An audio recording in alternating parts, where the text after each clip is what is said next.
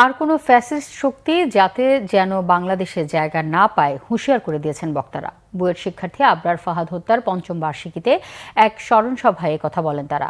আবরার হত্যার দিনটিকে আগ্রাসন প্রতিরোধ দিবস ঘোষণার দাবি জানান ছাত্রনেতারা। আর আবরারের পরিবারের অভিযোগ, এখনও পূর্ণ বিচার পাননি তারা। রিপোর্ট করছেন এস.এম. ফয়েজ। বুয়েট শিক্ষার্থী আবরার ফাহাদকে 2019 সালের 7 অক্টোবর নির্মমভাবে হত্যা করে ছাত্রলীগের নেতাকর্মীরা।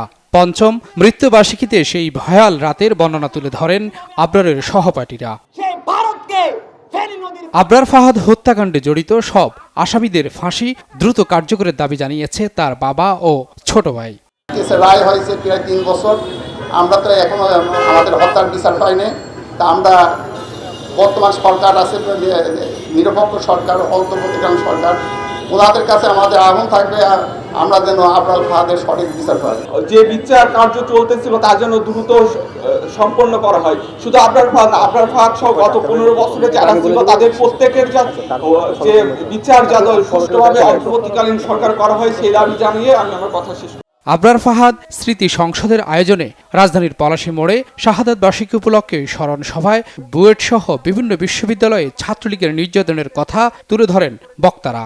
কিছু করার ছিল নাকি ছিল হয়তো, কিন্তু আমাদের অতটুকু সাহস তো ছিল না, সাহসটুকু ছিল না যে আমরা কিছু করতে পেরেছি। বিচার বহির্ভূতভাবে এবং নিজেদের এখতিয়ার ছাড়া কোনো মানুষের গায়ে একটা ফুলের টোকাও দিব না। আমরা ক্যাম্পাস থেকে ছাত্রলীগকে বিতাড়িত করেছি, যার ধারাবাহিকতায় আমরা বাংলাদেশ থেকে এই স্বৈরাচার সরকার এবং তার গুন্ডা বাহিনীকে বিতাড়িত করেছি। আবরার ফাহাদ হত্যাকাণ্ডে জড়িত সবার বিচার নিশ্চিত করার দাবি জানান বৈষম্য বিরোধী আন্দোলনের সমন্বয়করা। শহীদ আবরারের জীবনের বিনিময়ে এই বাংলাদেশের ছাত্র জনতার অভ্যুত্থানের পরবর্তী নতুন একটি সময় এসেছে।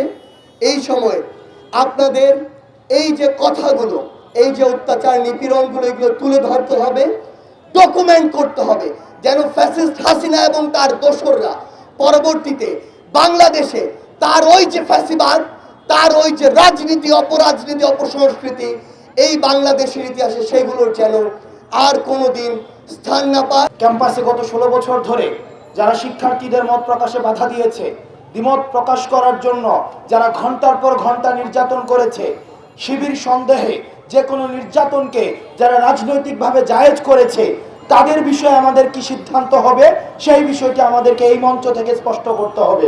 কোনো ফ্যাসিস্ট শক্তি যেন বাংলাদেশে জায়গা না পায় সে বিষয়ে সবাইকে সতর্ক থাকার আহ্বান জানান বক্তারা।